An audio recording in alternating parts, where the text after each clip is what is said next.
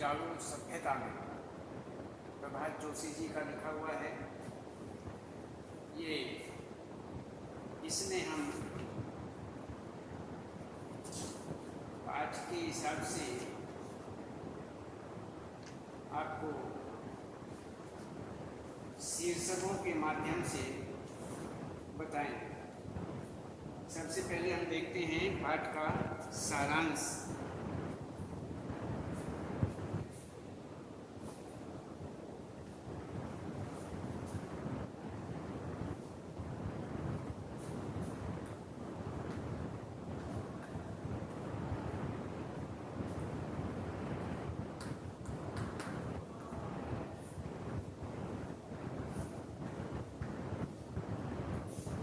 मालवा में दशहरे की धूम।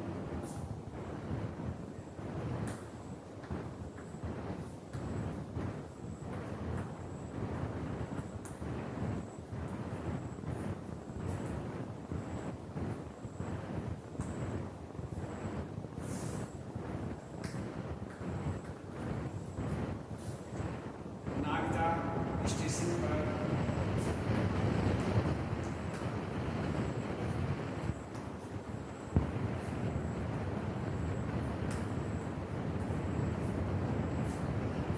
मीना जी से भेंट।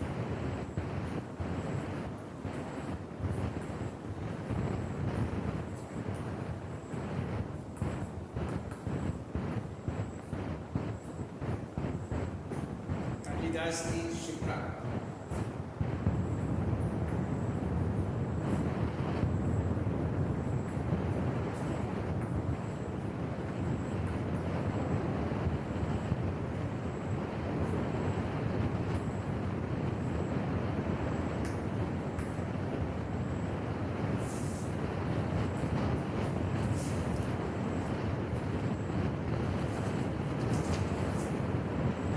नर्मदा तट पर रात्रि विश्राम।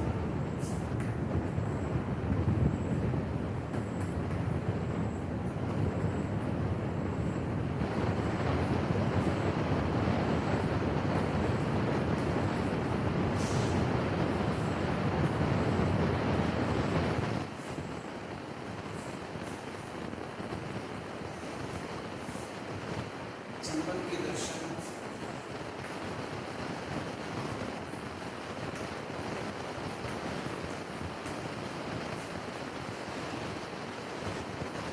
पश्चिम के महान जागरण का प्रभाव।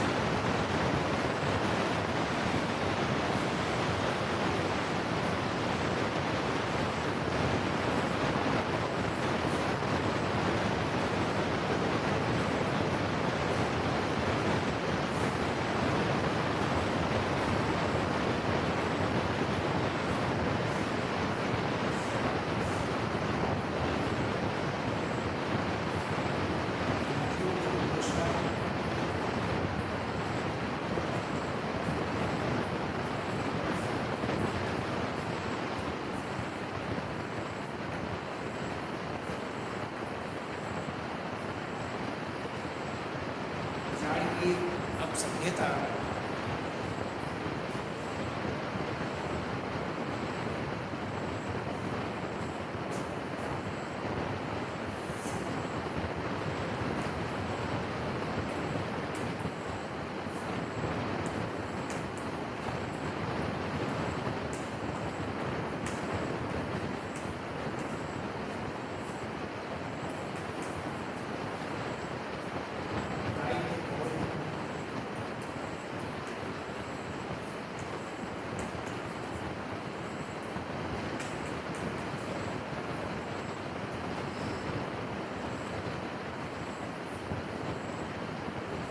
इसमें हम आपको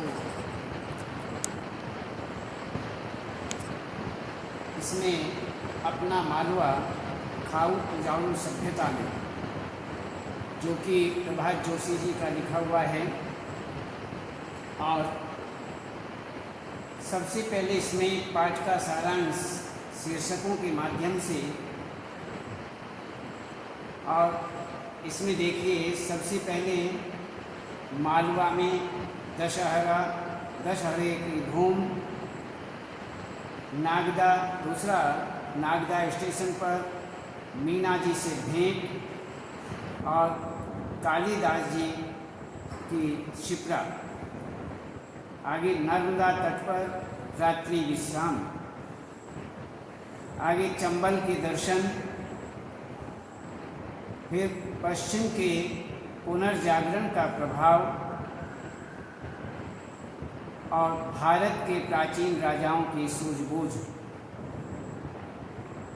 आगे नदियों की दुर्दशा, फिर उजाड़ की अपसभ्यता और दायित्व बोध।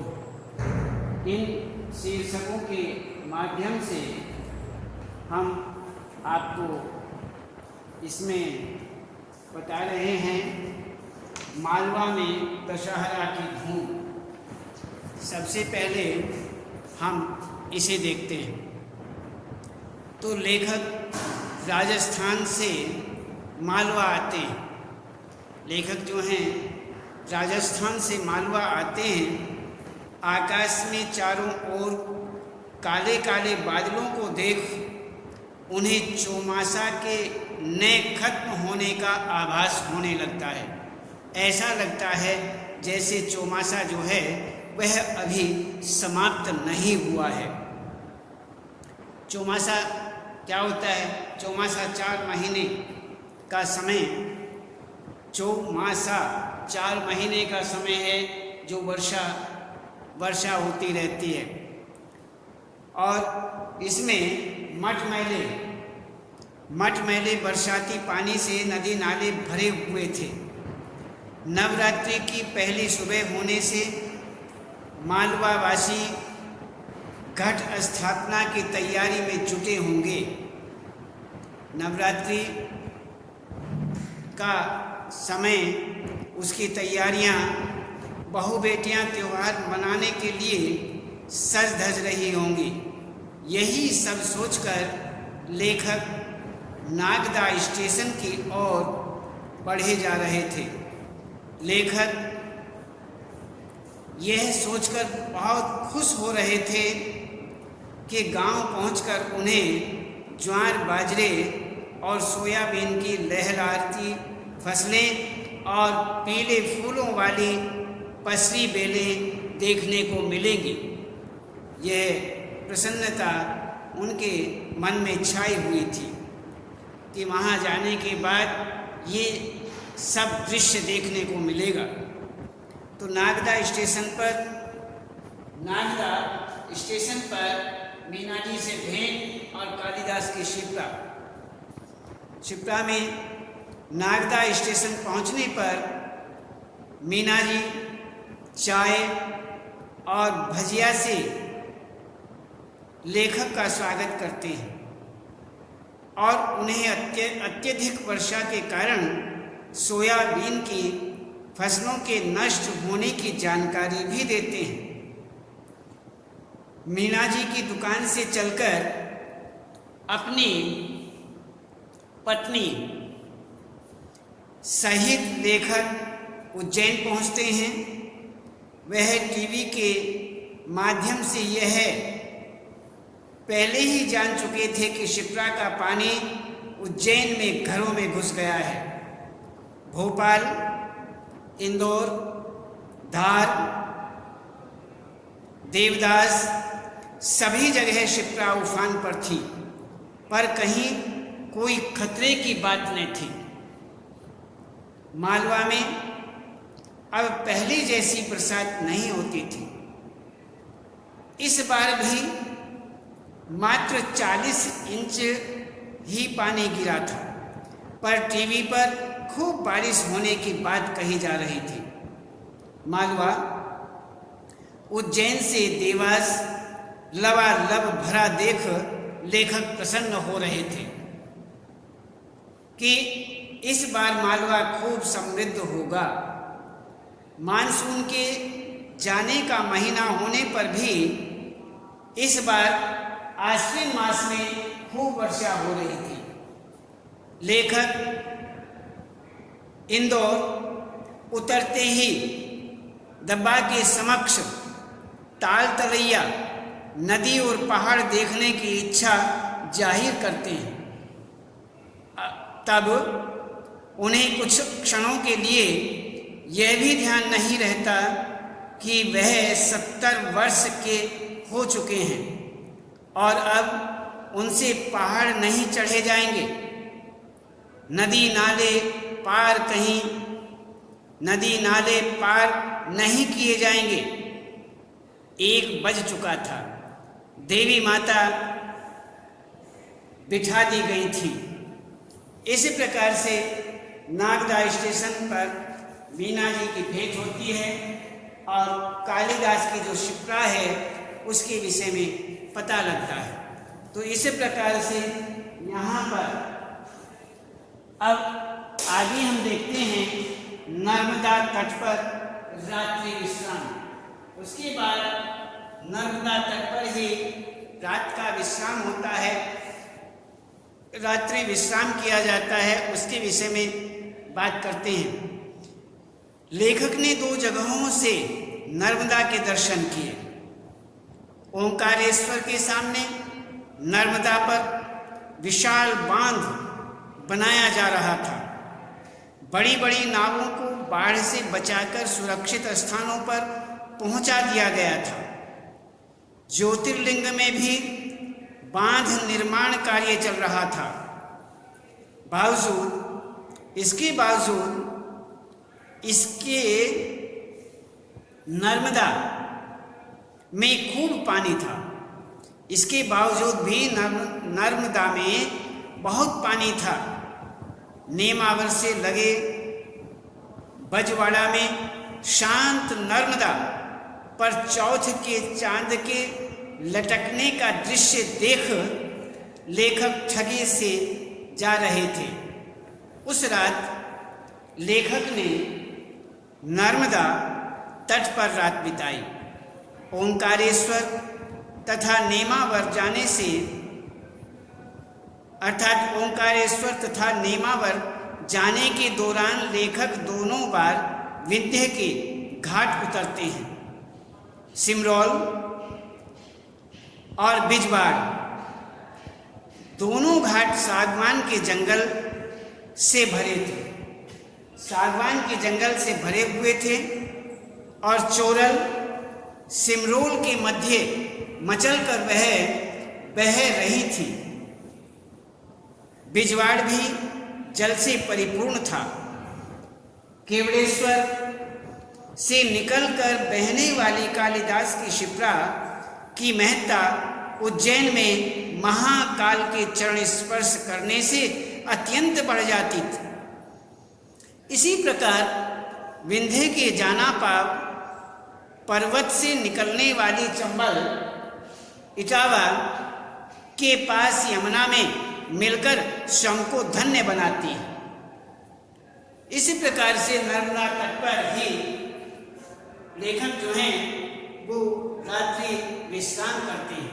उसके बाद चंबल के दर्शन। लेखक घाटा बिलौर पहुंचकर गंगा के बाद सबसे बड़ी नदी चंबल के दर्शन करते हैं। इस बार खूब पानी आने से गांधी सागर के सभी फाटक खोलने पड़े। गंभीर का भी कुछ यही हाल था। उसके द्वारा यशवंत सागर इतना भर दिया गया था कि 2500 साइफन चलाने पड़े। ऐसा 67 वर्ष में तीसरी बार हुआ था। पुल पर पानी बहने के कारण पार्वती और काली सिंध को पार करने के मार्ग भी 2 दिनों तक बंद रखे गए। इस प्रकार मालवा पठार की सभी नदियां जल से परिपूर्ण होकर मालवा धरती गहन गंभीर, डग डग रोटी पग पग नीर वाली पुरानी कहावत को चरितार्थ कर रही थी कि मालवा मालव धरती गहन गंभीर, डग डग रोटी पग पग नीर, अर्थात उस समय को ध्यान रखते हुए यह लेखक कहते हैं कि ये वाली जो पुरानी कहावत है यह वह चरितार्थ कर रही थी। तो इसी प्रकार से चंबल के दर्शन किए। तो चंबल के दर्शनों के बाद में पश्चिम के पुनर्जागरण का प्रभाव और भारत के प्राचीन राजाओं की सूझबूझ, इसके विषय में देखते हैं कि वर्तमान समय में तालाब भरे जा रहे हैं। तालाब जो हैं वह भरे जा रहे हैं और इंजीनियरिंग के सहारे पाताल से पानी निकाला जा रहा है। इंजीनियरों की सहायता से पाताल जो है अंदर से पानी निकाला जा रहा है, जबकि पश्चिम के पुनर्जागरण के बहुत पहले मालवा में हुए विक्रमादित्य, भोज और मुंज जैसे दूरदर्शी राजाओं ने तालाब, बावड़ी आदि के निर्माण को खूब बढ़ावा दिया था ताकि भूगत जल को संचित रखा जा सके, अर्थात पृथ्वी के अंदर, भूमि के अंदर पानी को सुरक्षित रखा जा सके। इसलिए उन राजाओं ने विक्रमादित्य, भोज, मुंज आदि जो राजा हुए हैं उन राजाओं ने तालाब, बावड़ी आदि के निर्माण खूब कराए, उनमें काफ़ी बढ़ावा दिया गया था जिससे पानी जो है वो पृथ्वी के अंदर चला जाए और सुरक्षित रहे। तो इसी प्रकार से यहाँ पर यह बताया गया, निश्चय ही नदी नालों के सूखने के लिए मानवीय क्रियाकलाप ही उत्तरदायी है। माननीय कहते हैं नदी नालों के सूखने के लिए माननीय क्रियाकलाप ही उत्तरदायी है, किंतु इस वर्ष मालवा पर इंद्र देवता ने कृपा बरसाई है। बावजूद इसके कि लेखक इंदौर की खान और सरस्वती में नहाने और सैर करने के पुराने दिनों को याद कर सोचने लगते हैं कि आज इतनी वर्षा होने पर भी इन नदियों में पहले जितना पानी नहीं है। नदियों की इसके बाद कहते हैं कि यहाँ पर नदियों की क्या दुर्दशा हो रही है। नदियों की दुर्दशा के विषय में देखते हैं कि लेखक इंदौर के बीच से निकलने वाली हाथीपाला और चंद्रभागा समेत सिप्रा, चंबल, गंभीर, चोरल, काली सिंध, पार्वती जैसी सदा नीरा नदियों की दुर्दशा को देख चिंतित हो उठते हैं। आज ये नदियां बस चौमासे में बहती हैं। सभ्यताओं को जन्म देने वाली ये नदियां अन्य समय में नाले में बदल जाती हैं। इनकी नदियों की ये दुर्दशा हो रही है। उजाड़ की अब सभ्यता लेखक अपने पहले समाचार पत्र नई दुनिया की लाइब्रेरी में 1878 ईस्वी से तैयार किए गए 128 वर्षों तक के पानी के रिकॉर्ड का हवाला देते हुए कहते हैं कि इस दौरान मात्र 1899 ईस्वी अर्थात ये विक्रम संवत 1956 कहते हैं ईस्वी ही ऐसा वर्ष रहा जब कम वर्षा हुई, जबकि मालवा में मात्र 15.75 इंच पानी गिरा था, जिस पर भी यहाँ खाने पीने की कमी न थी। और वर्ष 1973 में 77 इंच पानी गिरने के बाद भी यशवंत सागर, बिलावली, सिरपुर और पिपलिया पाला टूटकर नहीं बहे थे।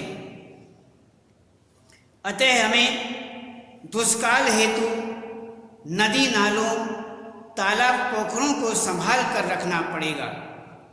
लेखक की दृष्टि में विकास की औद्योगिक सभ्यता उजाड़ की अपसभ्यता है। मालवा की धरती की दुर्दशा के कारणों को जानने के लिए नई दुनिया की लाइब्रेरी में कमलेश सेन तथा अशोक जोशी द्वारा जमा की गई खाऊ उजाड़ू सभ्यता से जुड़ी कतरने ही काफी हैं। इसी प्रकार यहाँ पर उजाड़ की अपसभ्यता के विषय में बताया गया। अब दायित्व क्या है, दायित्व बोध देखते हैं। लेखक ने समुद्र जल के गर्म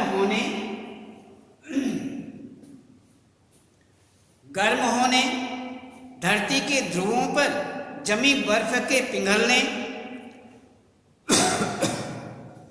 ऋतु चक्र के बदलने, धरती के तापमान के बढ़ने पर गहरी चिंता जताई है, जिनके लिए हम मानव स्वयं जिम्मेदार हैं। हम ही मानव जो हैं वो स्वयं जिम्मेदार हैं। उनके अनुसार आज जब सर्वाधिक कार्बन डाइऑक्साइड उत्सर्जन करने वाले अमेरिका और यूरोप के विकसित देश खाऊ उजाड़ू जीवन पद्धति को त्यागने के तैयार नहीं हैं, वह जीवन पद्धति को त्यागने के लिए भी तैयार नहीं है। ऐसे में हमें अपनी जीवन पद्धति को सुधारने की और ज़्यादा आवश्यकता है। तभी मालवा सहित संपूर्ण भारतवर्ष अपने प्राचीन स्वरूप को पुनः पा सकता है। इसलिए हम यहाँ पर ये ध्यान रखें कि मालवा सहित संपूर्ण भारतवर्ष अपने प्राचीन स्वरूप को पुनः प्राप्त कर सकता है। पुनः प्राप्त करना इसका कर्तव्य है। तो इसी प्रकार से यहाँ पर ये दायित्व बोध के विषय में आपको हमने बताया। इसमें मालवा में दशहरा की धूम, नागदा स्टेशन पर मीना जी से भेंट, कालिदास की शिप्रा, नर्मदा तट पर रात्रि विश्राम, चंबल के दर्शन, पश्चिम के पुनर्जागरण का प्रभाव और भारत के प्राचीन राजाओं की सूझबूझ, नदियों की दुर्दशा, उजाड़ की अपसभ्यता, दायित्व बोध, इनके अंतर्गत हमने यहाँ अपना मालवा खाऊ उजाड़ू सभ्यता में इन शीर्षकों के माध्यम से इसे जाना। इसमें हम ये देखते हैं कि